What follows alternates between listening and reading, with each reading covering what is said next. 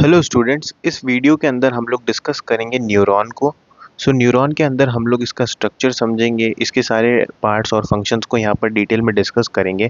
इसी के साथ साथ हम लोग यहाँ पर इस वीडियो के अंदर दो और टॉपिक डिस्कस करेंगे। फर्स्ट तो करेंगे हम लोग साइनैप्स के बारे में कि जो साइनैप है वो क्या होता है, उसको डिस्कस करेंगे। साथ ही साथ यहाँ पर हम लोग जो एक्शन पोटेंशियल है, जो एक्शन पोटेंशियल या फिर जो रेस्टिंग पोटेंशियल होता है हमारे पास, उन दोनों को भी यहाँ पर हम लोग डिस्कस करेंगे। स्टार्ट करते हैं सबसे पहले न्यूरॉन से। Neuron are the structural and functional unit of the nervous system. जो नर्वस सिस्टम होता है हमारा, उसकी स्ट्रक्चरल और फंक्शनल जो यूनिट होती है बेसिकली उसको बोलते हैं न्यूरॉन। ठीक है, जैसे कि किडनी के अंदर नेफ्रॉन होती है, वैसे ही नर्वस सिस्टम के अंदर यहाँ पर न्यूरॉन होती है। These are the highly specialised cells of the body. ये बॉडी की काफ़ी ज़्यादा स्पेशलाइज्ड सेल्स होती है।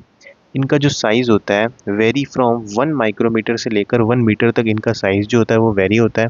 अलग अलग जगह पर अलग अलग साइज़ में न्यूरॉन्स प्रेजेंट होते हैं। अब अगर हम लोग एक डायग्राम पे एक ओवरव्यू देखें यहाँ पर, तो सबसे पहले जो ये जो एक्सटेंसिव पार्ट है ना बाहर की तरफ निकला हुआ, इनको हम लोग बोलते हैं डेंड्रिकल्स। ठीक है, आप लोग यहाँ पर लिख लेना डेंड्रिकल्स। और जो हमारे पास अंदर जो ये येलो कलर का पोर्शन पूरा प्रेजेंट है, इसको बोलते हैं सेल बॉडी। जो बीच में हमारे पास न्यूक्लियस प्रेजेंट होता है, और यहाँ पर जो मैंने ब्लू कलर से इंडिकेट कर रखा है वो होती है नाइजिल्स बॉडी। ठीक है, इसी के बाद जो हमारा जो ये लॉन्ग ट्यूब लाइक जो पार्ट है, इसको बोलते हैं हम लोग एक्सोन। और इस एक्सोन के ऊपर एक कवरिंग होती है माइलिन शीट की। ठीक है, ये माइलिन शीट की कवरिंग जो होती है, ये जो भी इम्पल्सेस होती है ना, उनको जल्दी ट्रांसफ़र करने में हेल्प करती है। ठीक है, एक्सोन और माइलिन शीट के बीच में कुछ जगहें होती है जिनको हम लोग बोलते हैं नोड्स ऑफ रेनवियर। ठीक है, इसी के साथ जहाँ पर ये एंडिंग हो रही है और हमारे जो ये जो स्ट्रक्चर्स है ना जो बाहर की तरफ निकल रही है, इसको बोलते हैं हम लोग टीलोडेंड्रियल्स। ठीक है, जिनको हम लोग आगे डिस्कस करेंगे। जो टीलोडेंड्रियल्स होते हैं हमारे पास और एक्सोन होता है, जहाँ ये दोनों मीट करते हैं ना, उस जगह को बोलते हैं एक्सोलीमा। ठीक है, और ये जो हमारे पास टीलोडेंड्रियल्स होते हैं एक्सोन के टर्मिनल्स, इनके ऊपर कुछ बटन्स प्रेजेंट होते हैं जिनको हम लोग बोलते हैं साइनेप्टिक बटन। ठीक है, ये आपको कुछ स्ट्रक्चर्स दिख रहे होंगे। इनका काफ़ी बड़ा रोल होता है हमारे पास नर्व्स का जो मैसेज उसको एक्सचेंज करने में, जिसको हम लोग आगे डिस्कस करेंगे। ये था हमारा एक डायग्राम का ओवरव्यू। आई होप आपको डायग्राम क्लियर हो गया होगा। नेक्स्ट आगे चलते हैं और देखते हैं हम लोग हमारे पार्ट्स को। अब यहाँ से समझना स्टार्ट करना कि सबसे पहले हमारे पास होती है सेल बॉडी। ठीक है, ये जो हमारे पास डेंड्रिकल्स होते हैं ना, जहाँ से निकल रहे होते हैं, जो अंदर वाला पोर्शन होता है बेसिकली गोल वाला, उसको ही हम लोग बोलते हैं सेल बॉडी, जिसके अंदर सेंटर में न्यूक्लियस प्रेजेंट होता है। ठीक है, सेल बॉडी क्या है? It is the largest part of the neuron. ये न्यूरॉन का सबसे लार्जेस्ट पार्ट होती है।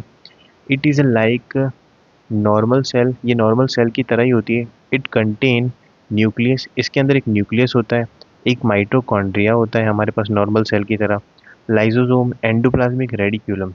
और जो न्यूरॉन होते हैं ना, उसके अंदर क्या होता है ना, जो एंडोप्लाज्मिक रेटिक्यूलम होती है ना, उसकी जगह पर एक बॉडी प्रेजेंट होती है जिसको बोलते हैं नाइजिल्स बॉडी, जिसके बारे में मैंने आपको यहाँ पर डायग्राम में भी दिखाया था। एक नाइजिल्स बॉडी प्रेजेंट होती है जो कि यहाँ पर एंडोप्लाज्मिक रेडिक्यूलम का ही काम करती है। ठीक है, इसके अलावा राइबोसोम यहाँ पर प्रेजेंट होते हैं, but not contain centrosome. But centrosome यहाँ पर जो है नहीं होता है। ठीक है, और आपको पता होगा कि सेंट्रोजोम जो होता है वही सेल डिवीजन में हेल्प करता है। इसीलिए क्या होता है ना, जो न्यूरॉन्स होते हैं वो नॉन डिवाइडेबल सेल्स है, जिसको हम लोग नॉन मायोटिक स्ट्रक्चर भी बोलते हैं। ठीक है, नॉन मायोटिक स्ट्रक्चर का क्या मतलब है?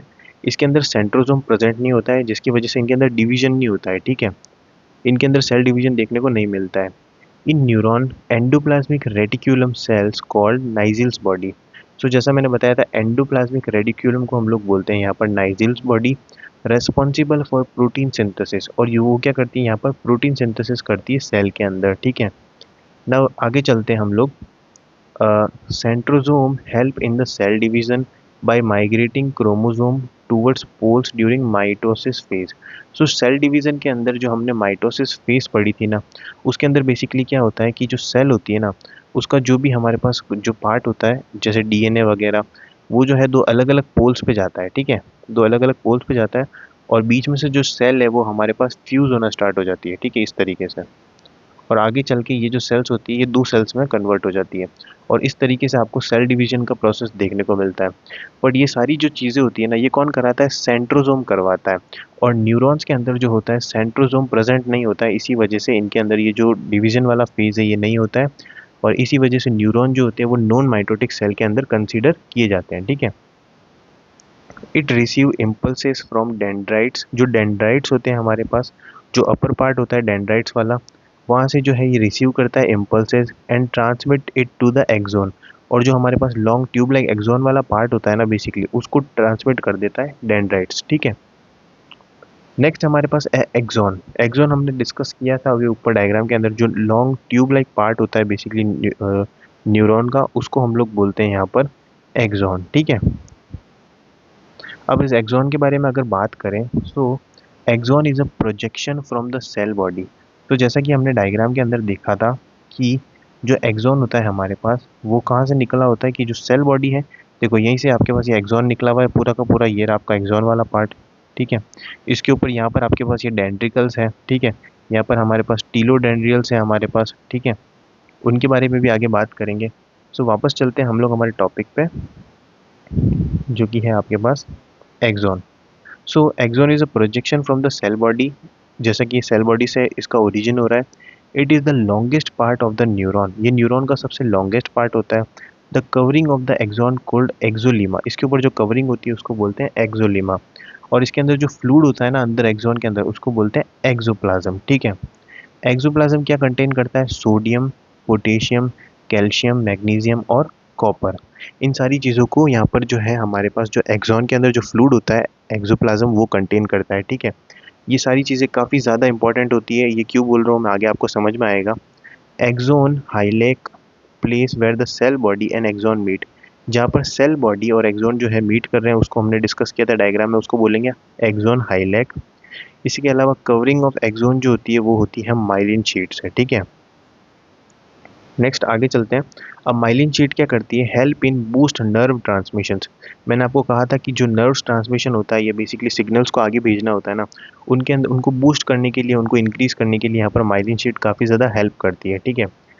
जब आप लोग मेडिकल सर्जिकल नर्सिंग अगर आप लोग पढ़ोगे तो उसके अंदर आप लोग एक कंडीशन देखोगे यहाँ पर, जीबीएस, ठीक है। जीबीएस क्या है आपको इतना समझना ज़रूरी नहीं है, बट आप थोड़ा सा देख लो तो भी। जीबीएस का मतलब होता है गुलियन बार सिंड्रोम। इसके अंदर क्या होता है ना कि जो पीएनएस होता है, पेरिफेरल नर्वस सिस्टम, उसकी जो माइलिन शीट होती है ना, वो डैमेज हो जाती है, ठीक है। माइलिन शीट डैमेज हो जाती है, ये एक ऑटो इम्यून कंडीशन होती है। और इसकी वजह से क्या होता है, जो बूस्ट नर्व ट्रांसमिशन कर रहा था ना, ये डिक्रीज हो जाता है। और पेशेंट जो है वो वीकनेस फील करता है, पेन पेशेंट को फील होता है, यहाँ पर काफ़ी ज़्यादा टायर्डनेस देखने को मिलती है, पैरालिसिस भी देखने को मिलता है। इसलिए माइलिन शीट को समझना आपके लिए आगे हेल्पफुल रहेगा। नाउ नेक्स्ट हम लोग वापस अपने टॉपिक पे आते हैं। जो हमारे पास नेक्स्ट है, nodes of Ranvier help in the nerve transmission. अब नोड्स ऑफ रेनवियर यहाँ पर क्या करती है? नर्व ट्रांसमिशन में हेल्प करती है, ठीक है। नेक्स्ट है हमारे पास टीलोडेंड्रिया। सो जो हमारे पास जो एक्सोन जहाँ पर ख़त्म होता है ना, वहाँ से काफ़ी सारी स्ट्रक्चर्स निकलती है जिनके ऊपर साइनेप्टिक बटन प्रेजेंट होता है, ठीक है। सो बेसिकली जो स्ट्रक्चर्स है जो थ्रेड लाइक, इसी को हम लोग बोलते हैं टीलोडेंड्रिया, जिसको एक्सोन टर्मिनल भी बोला जाता है, ठीक है। रूट लाइक स्ट्रक्चर होती है ये at the end of neuron.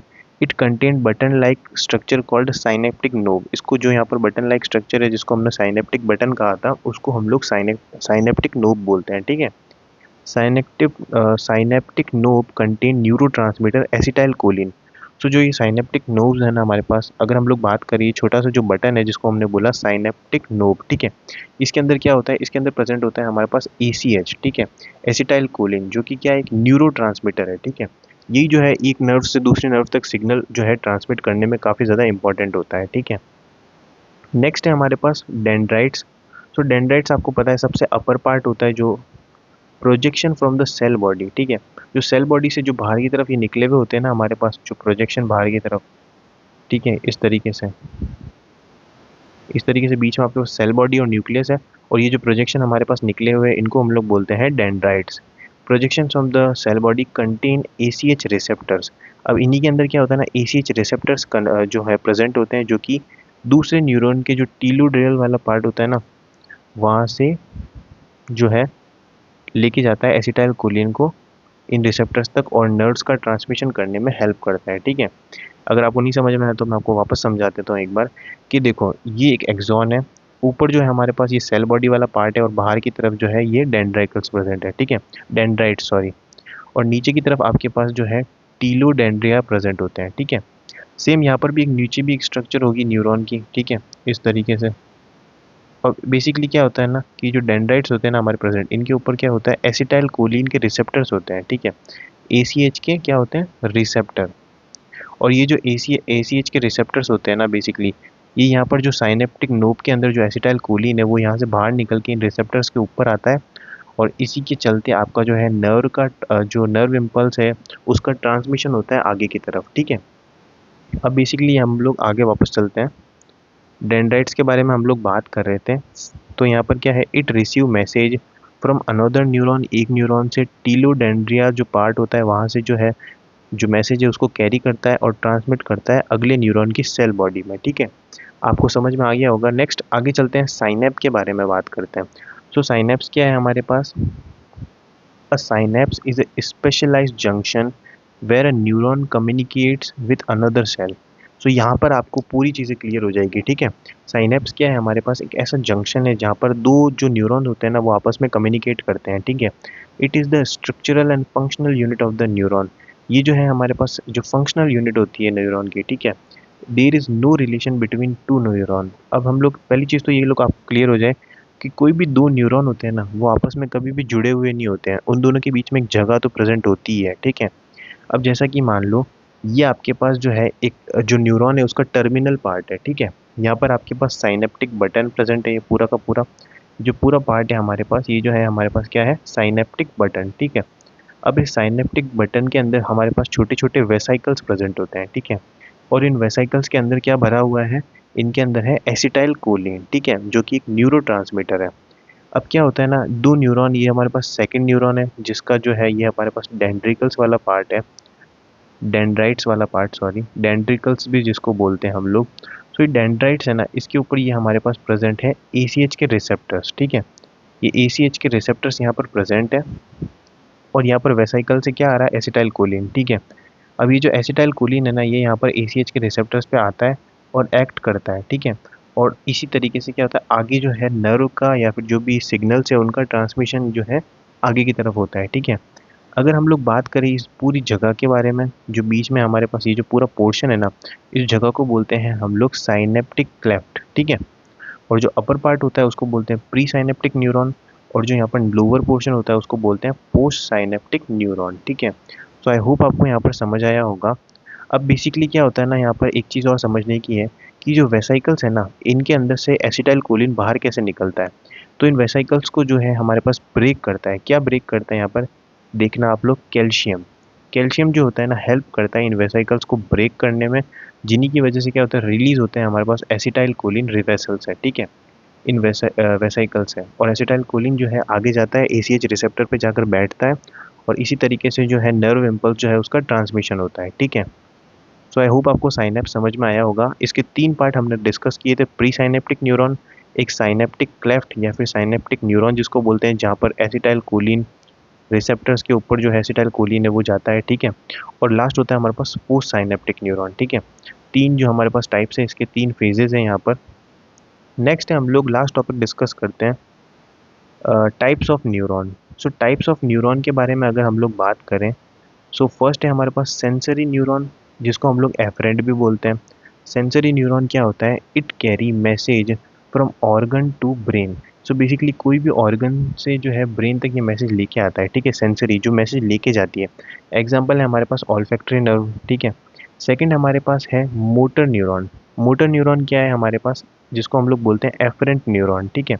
ये क्या करता है, carry message from the brain to the organ, ये ब्रेन से वापस ऑर्गन तक मैसेज लेके आता है, जैसे कि ओक्यूलोमोटर नर्व, ठीक है। इसके अलावा थर्ड हमारे पास होती है मिक्स्ड न्यूरॉन, ठीक है, जिसका एग्जांपल है हमारे पास ट्राइगमिनल नर्व। सो ये थे हमारे पास कुछ न्यूरॉन के टाइप्स। अब हमारे लास्ट टॉपिक पे चलते हैं जो कि है रेस्टिंग मेम्ब्रेन पोटेंशियल। सो ये टॉपिक काफ़ी समझने लायक है, आप एक बार समझना। रेस्टिंग मेम्ब्रेन पोटेंशियल, जिसको हम लोग RMP भी बोलते हैं, जिसको रिलैक्सेशन भी बोला जाता है, डायस्टोल भी बोला जाता है, और रीपोलराइजेशन भी बोला जाता है।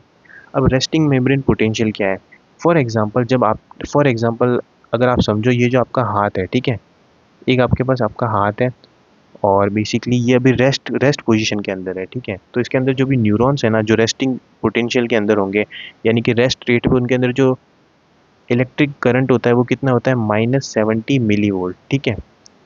ठीक है, ये तो हमारे पास कब है, कितने का पोटेंशियल है ये, रेस्टिंग फेज का, ठीक है।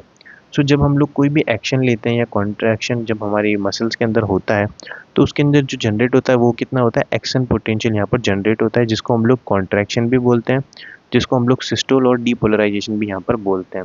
सो बेसिकली इस केस के अंदर क्या होता है ना कि जो हमारे पास बाहर की तरफ पोटेशियम आयंस होते हैं ना, वो तो अंदर की तरफ जाते हैं, और जो सोडियम आयंस होते हैं वो हमारे पास बाहर की तरफ जाते हैं, ठीक है। इसकी वजह से क्या होता है, एक एक्शन पोटेंशियल जनरेट होता है, ठीक है। इन आयंस के अंदर जाने और बाहर आने की वजह से क्या होता है, हमारे पास एक एक्शन पोटेंशियल जनरेट होता है, जिसी की वजह से, जिसको हम लोग क्या बोलते हैं, सोडियम पोटेशियम पंप, ठीक है। ये सोडियम पोटेशियम पंप जो होता है ना, इसकी वजह से एक्शन पोटेंशियल जनरेट होता है, जो कि -55 मिली वोल्ट से लेकर के +30 मिली वोल्ट तक जा सकता है। और इसी की वजह से जो है आगे नर्व्स के अंदर जो ट्रांसमिशन होता है नर्व्स का, वो यहाँ पर देखने को मिलता है हमारी बॉडी के अंदर। सो आई होप आपको यहाँ पर समझ में आया होगा पूरा टॉपिक। आप चाहो तो इस पीडीएफ को भी डाउनलोड कर सकते हो हमारे टेलीग्राम चैनल NSG लाइब्रेरी को जाकर ज्वाइन करके।